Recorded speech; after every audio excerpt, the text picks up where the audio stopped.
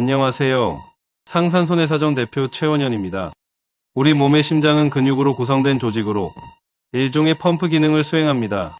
혈액을 펌핑해 순환시키면서 산소 및 영양소를 공급하는 것인데요. 이 과정에서 이산화탄소와 노폐물을 제거합니다. 그러나 노화 및 식습관 등 여러 요인으로 심장에 혈액을 공급하는 관상동맥이 좁아지고 이로써 혈류에 지장이 발생할 경우 혈관은 심하게 수축되고 혈액의 흐름도 감소합니다. 그럼 이에 따른 증상으로 가슴의 통증이 나타나는 협심증에 걸리게 됩니다. 더 나아가 혈액이 심장 근육으로 일체 공급되지 않을 경우 사망에 이를 수도 있는데요.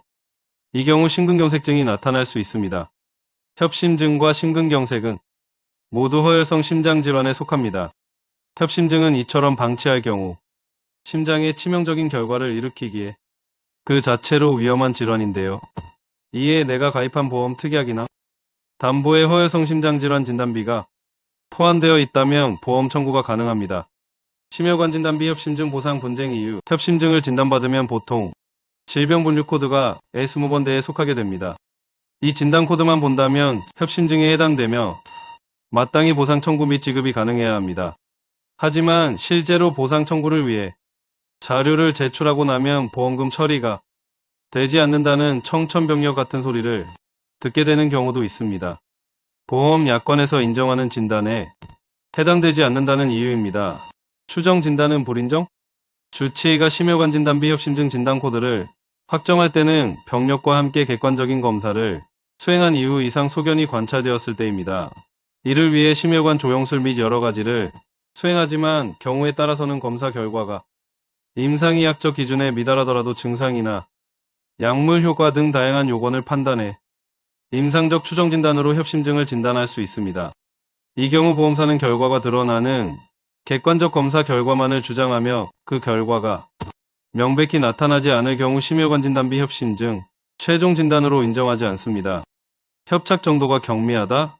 보험사마다 조금씩 차이는 있지만 통상적으로 최소 50 정도의 관상동맥 협착을 동반한 협심증이 확인되어야 심혈관 진단비 협심증 보험금 지급이 가능하다는 것을 원칙으로 합니다. 이에 정밀검사 결과에서 이 기준에 부합하는 수준이 적시되어야 하는데요.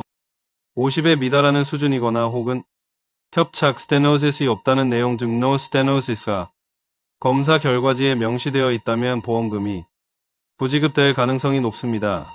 이외에도 이전 병력이나 연령을 들어 면책을 주장할 수 있습니다. 심혈관 진단비 협심증 손해사정 통한 쟁점 해소해야 협심증 진단비 수령 성공 사례 의뢰인 A님은 약 6년 전 흉부 불쾌감으로 병원에 내원한 적이 있고 이후 증상이 지속되면서 올해 초 방사선 검사를 통해 40, 50의 경미한 협착 mild stenosis 관찰 이후 실시한 관동맥 좌심실 조영술을 통해 최종적으로 협심증 A109 진단을 받았습니다. 수술 치료는 필요치 않았지만 진단 후 약물 치료를 받아오고 있는데요. 이 과정에서 보험사의 심혈관 진단비 협심증을 청구했으나 거절, 본 손해사정의 업무를 위임한 뒤 성공적으로 보상금을 지급받을 수 있었습니다. 보험사가 보험금 지급을 거절하는 이유는 사실 다양합니다. 젊은 연령층의 환자이면서 협착을 일으킬 만한 기저질환이 없다는 이유, 협착 정도가 경미하고 진단이 나왔어도 이를 뒷받침하는 검사 결과가 없는 경우 다른 질병 코드로도 적용이 가능하다는 이유, 그리고 협착으로 인한 증상이 나타나지 않는다는 이유 등등 다양합니다. 하지만 협심증의 종류는 다양하며 이에 따른 증상도 제각각일 수 있습니다. 협심증이라는 말 자체가 관상동맥이 좁아진 상태를 말하기에 원칙적으로 따지자면 협착이 반드시 있어야 한다는 의미가 내포되어 있지는 않은 것이죠. 특히 관상동맥이 일시적으로 수축해 혈류가 차단되고 이로써 증상이 발현되는 변이형 협심증의 경우 관상동맥 협착을 동반하지 않는 사례도 많습니다.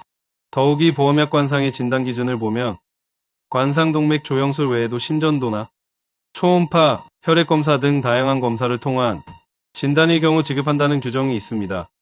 전문가의 의학적 지식이 접목된 소견서가 있다면 충분히 확정 진단으로 인정받을 여지가 높습니다. 문제는 의학적 지식이 부재한 일반인이 이러한 상황에서 객관적이고 논리적인 자료 수집 및 해박한 지식으로 보험사를 상대하기가 어렵다는 사실입니다. 그렇기에 심혈관 진단비 협심증 손해사정에 도움이 더욱 절실하기도 합니다. 보험사는 각종 검사 결과지에서 사측에 유리하고 가입자에게는 불리한 요소만을 찾아 이를 확대 해석하고 주장하는 경향이 높습니다. 사정을 통할 경우 보험약관에서 정하는 협심증의 진단 해석 및 환자의 현재 상태가 이에 부합한다는 논리를 객관적으로 증명할 수 있어 보험 지급 가능성을 한층 높일 수 있습니다. 실한년 풍부한 경력과 노하우로 다수의 성공 사례를 보유한 상산손해사정은 이전부터 협심증 등 심혈관 진단비 관련 분쟁들을 해결하고 보상금 지급을 적극적으로 도와드렸습니다. 환자의 의무기록 및 검사 결과지 재검토부터 이전 병력 확인 및 수많은 법적 판례 그리고 의학적 지식을 총동원해 철저히 검토해 보험 가입자에게 유리한 결과로 이끌어드립니다. 관련 분쟁을 겪고 있다면 지금 문의 주세요.